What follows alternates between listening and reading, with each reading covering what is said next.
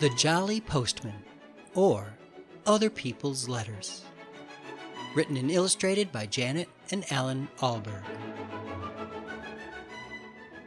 Once upon a bicycle, so they say, a jolly postman came one day from over the hills and far away, with a letter for the 3 bears. Mr. and Mrs. Bear, 3 Bears Cottage, the woods. Dear Mr. and Mrs. Bear and Baby Bear, I am very sorry indeed that I came into your house and ate Baby Bear's porridge. Mommy says I am a bad girl. I hardly eat any porridge when she cooks it, she says.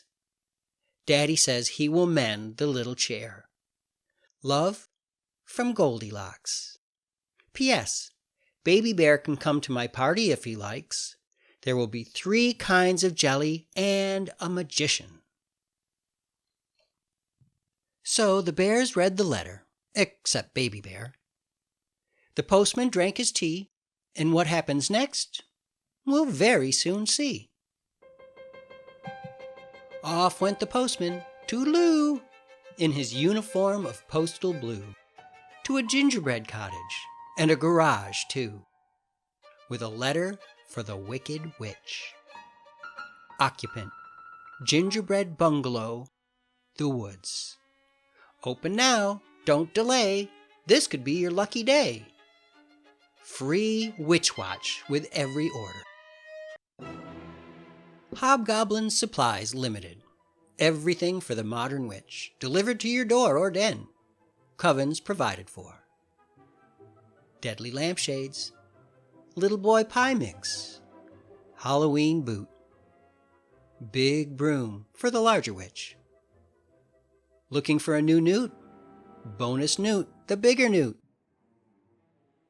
The complete book of foul curses.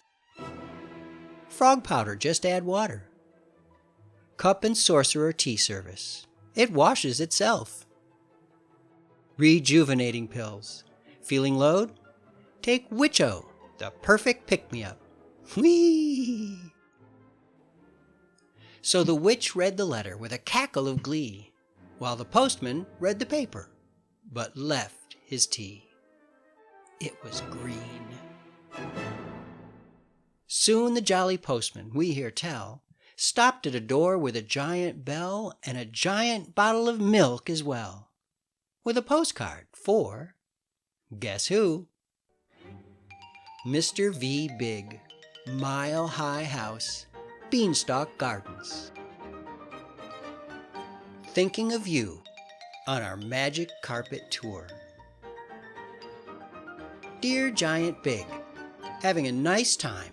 Me, my mom, and your hen what lays the golden eggs. It's better than traveler's checks. Saw a bloke as we was flying down. He was bigger than you. I've took note of his address. Take care of yourself and your talking harp. I'll be back for that one of these days, I shouldn't wonder.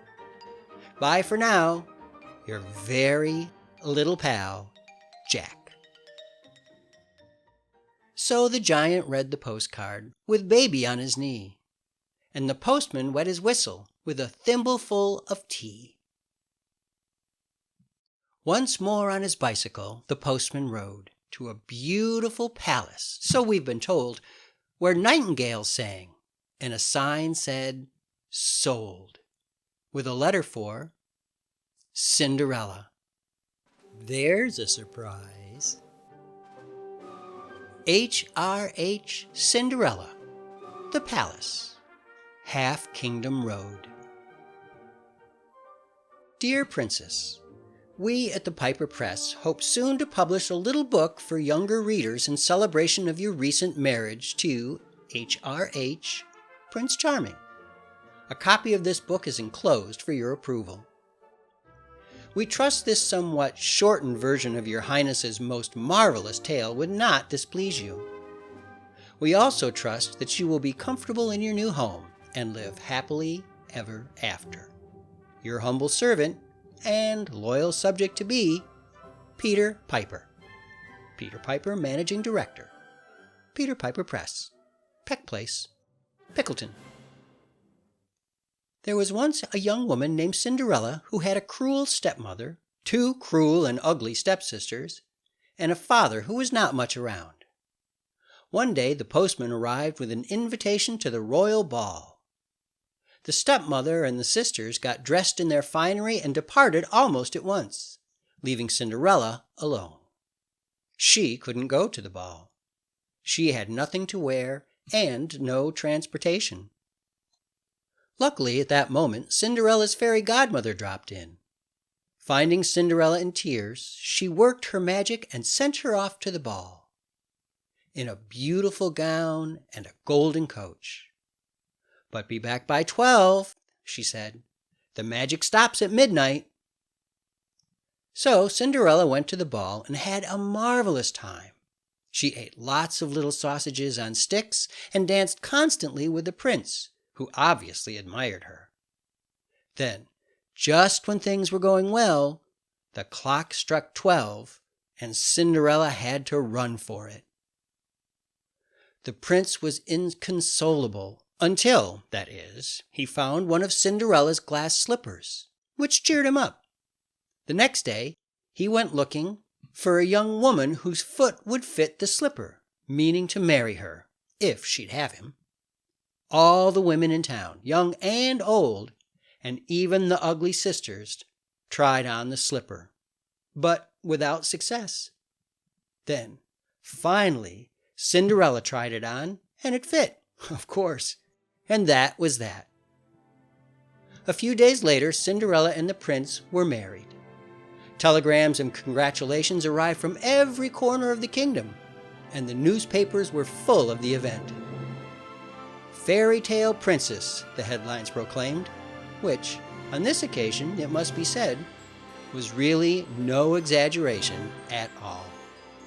The end. So Cinders read her little book, the postman drank champagne, then wobbled off on his round again, and again, and again. Oops. Later on, the postman, feeling hot, came upon a grandma in a shady spot. "But, Grandma, what big teeth you've got!" Besides, this is a letter for B. Wolfe, Esquire, care of Grandma's Cottage, Horner's Corner. Meeny, Miny, Moe and Company, Attorneys at Law, Alley O Buildings, Tow Lane. Dear Mr. Wolfe, we are writing to you on behalf of our client, Miss Riding Hood, concerning her grandma. Miss Hood tells us that you are presently occupying her grandma's cottage and wearing her grandma's clothes without this lady's permission. Please understand that if this harassment does not cease, we will call in the official woodcutter and, if necessary, all the king's horses and all the king's men. On a separate matter, we must inform you that Messrs. 3 Little Pigs Limited are now firmly resolved to sue you for damages. Your offer of shares in a turnip or apple-picking business is declined, and all this huffing and puffing will get you nowhere. Yours sincerely, Harold Meany.